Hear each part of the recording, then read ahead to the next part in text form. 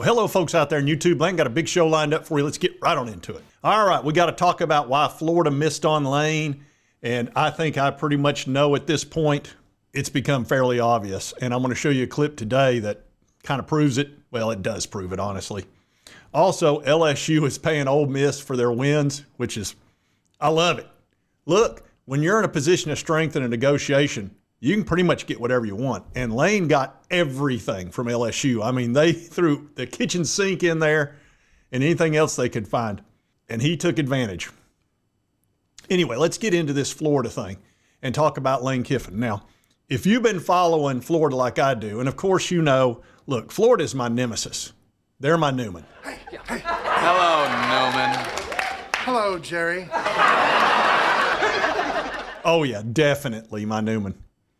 So I've been following them big time with the whole Billy Napier thing. You know what a huge loss that is for me as a YouTuber. Not having Billy down there at Florida has just been devastating, honestly.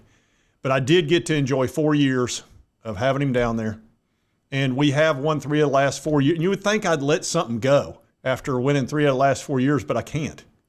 It's just, they put me through too much grief over the years, and they know what they did. They know what they did. So it's going to take a lot more than winning 3 out of 4 years for me to calm down about Florida. Okay? Anyway, I knew that Scott Stricklin, the athletic director at Florida, was not a fan of Lane Kiffin. He just doesn't like him as a person because Lane's a huge punk. And Scott Stricklin is not a fan of punks. I get it. I understand that perfectly. But I believe the reason they didn't get, he wanted to go to Florida at first. But then he had a conversation with Scott Stricklin on the phone, and it was reported that that conversation got weird. Yeah. Weird. And if you know anything about human beings, if you don't like somebody and you're trying to hire them or they're trying to hire you, you get the feeling that they really don't want you. That's just human nature. Now, you just can't fight that feeling of talking when you don't like somebody. It's like, yeah, hey. I mean, I can just hear it right now. Hey, Lane, yeah, Scott. Yeah, I guess I understand you might be interested in our job here. Oh, you're wondering why I called you? Well, I was going to talk to you about maybe taking the job. You want everything? Well, no, we're going to have to, no, it won't be like that. It gets weird. It just gets odd. So I'm not really blaming Stricklin for not liking Lane. I get it perfectly. Okay, Lane can make a lot of people mad, as you know. But Florida fans wanted him more than anything. And if you don't think they wanted him, all you got to do is watch High Top Sports. They cover Florida like no other. It's my absolute go-to, and I have multiple go-tos for Florida because I got to keep my eye on them. But they've covered them incredibly well. And I'll show you this. An Ole Miss fan commented on one of my posts, and he said that it was cringy that I had a Lane Train whistle and that I had a shirt made. What do you guys think? They ain't got a clue, do they? They ain't got a clue. Like, they try to say that, hey, like we're a better fan base, and then they're gonna criticize me for having a Lane Train. It's like, you don't have one yet. Yeah, they're like, why the guy that doesn't have the coach is more supportive than you? You know? Yeah, they had a Lane Train whistle. That's how much they were on board for getting Lane. And I will say this: I'm starting to like the professor as well. He gets angry and goes off, and it's just a great channel. It is. Anyway, yeah, that's how all in they were for the Lane Train. I mean, they were ready. They had their bags packed. They were ready to get on board. Toot, toot. And they were going to take off on the Lane Train. Chicka, chicka, chicka, chicka, chicka, chicka, chicka, chicka, toot, toot. Well, they might not have known, or maybe they probably did know their athletic director was not excited. Well, when the Florida job came open, of course, Lane was over there like, oh, God, I want that job so bad.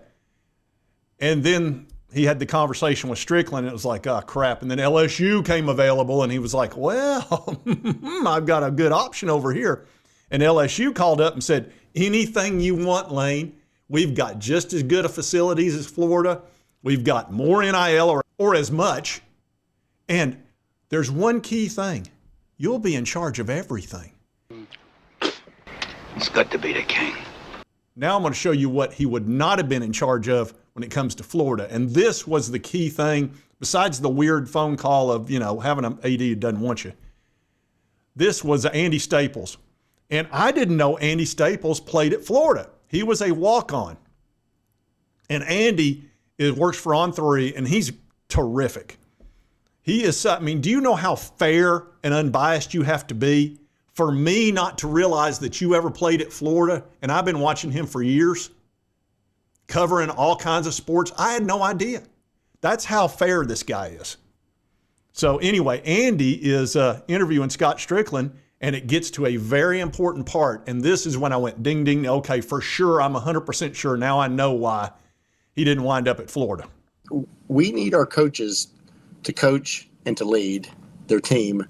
And I think we need to put somebody else in a really high-level executive as a partner to that coach to worry about everything else, including the recruiting and the rev share dollars or the NIL or the contracts or team travel, all that other stuff. We need somebody else to be responsible for all that and be a partner to the coach. And so I was convinced that going forward at the University of Florida, for our coaches to be successful, whoever we bring in, we're not going to just throw them, in the football building and say good luck. We're going to put a structure around them that gives them a chance to be as successful as possible. So I think the GM model is what makes sense there. The GM and the head coach neither report to one another. They both report to the athletic director.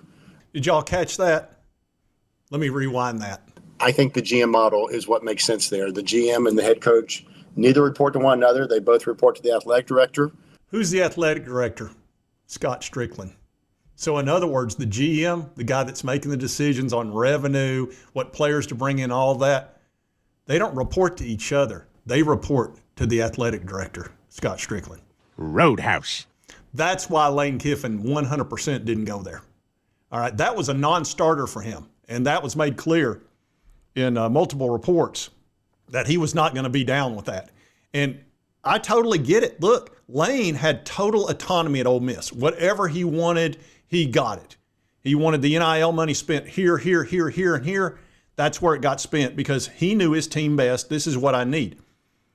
Not a GM who's going to decide where this stuff goes and who comes in and, doing all that and then reporting to the athletic director. And then Lane has to go to the athletic director and say, I need this. Can you tell the GM to do? No, no, no, no. Lane wanted direct connection to the GM, and the GM comes to him and says, what do you need? And Lane says, I need this. And the GM says, yes, sir. That's what Lane wants. That's what Lane got at LSU and what he had at Ole Miss. At Florida, no, no, no. You had Scott Stricklin in the middle, and he was going to be the guy that you answer to. Please, sir, I want some more. More? Both of them answer to Scott Stricklin. That is why he's not at Florida. So for the Florida fans out there, you want to know why you're not on the Lane train right now going toot, toot? That's why. I understand it. I'm not sitting here ripping on Scott Stricklin. If I was the athletic director, I would want it that way too. That way I'm in charge. But you're not going to get Lane that way, and Lane is what they wanted. So they got John Summerall, who's a fine coach. Now, he may work out great. With my luck, he probably will. But could he be a Billy Napier 2.0? Well, let's see. He's from Group of Five. He's from Louisiana. He's coaching a team in Louisiana. Well, what did Billy Napier do? He was a coach at Louisiana Tech, and he was in the Sun Belt Group of Five or whatever you want to call it. So there's a lot of similarities there. Now, they're excited about John Summerall because, what choice do you have? You might as well be excited about him. He's been successful. He might do a great job down there. It's hard to say, but he's not Lane Kiffin, and he's not what they wanted. And that's why they didn't get him. Now, it still would have been a battle because LSU popping up out of nowhere and firing Brian Kelly, who was successful down there, really threw a monkey wrench in the whole works for Florida. Had LSU not jumped in, there's at least a decent shot. If he was going to leave, he was going to go to Florida because that was the next best job by far. And it was close between Florida and LSU, which was the better job. There were arguments both ways. But if you've got an athletic director who wants to be in charge of certain things, and then you've got another athletic director, one just got fired, and the other guy came in and said, whatever you want, Lane, what are you going to do? If you're Lane, you're going to take that job. Wouldn't you? It's a no-brainer. anything you want, or here's the structure and I'm in charge. Duh. Of course you're going to pick the easy road to victory in your mind. And Lane, I mean, look, anybody wants to be in charge of their own. If you're going to be judged on what a cake tastes like, you ought to be able to pick out the ingredients yourself, don't you think? And that's Lane's position in any coaches. But athletic directors usually don't care for that too much. So anyway, I wanted to cover this because it was becoming pretty obvious, but after watching this interview with Andy Staples and Scott Stricklin, it was like the bells just went off. And it's 100% proof of the issue. Shout out to Andy for playing at Florida and not letting me know it in any way, shape, or form the entire time he's been on 3. That's amazing.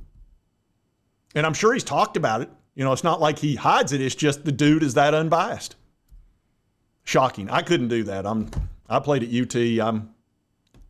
I root for my VOLS. It's just the way it is. And it's pretty clear in what I talk about, especially with Florida. One day, I wonder if I'll ever forgive them for what they've done to my VOLS. I highly doubt it. Anyway, if you like this content, be sure to hit that like button. Lets me know to continue to cover all these big college sports stories. If you've not subscribed, boom, hit that button right there. Will not cost you a dime. Help you get my videos. And right over here is the most recent video. YouTube, thanks, you'll enjoy. And we'll see you next time on Sports Talk Jay.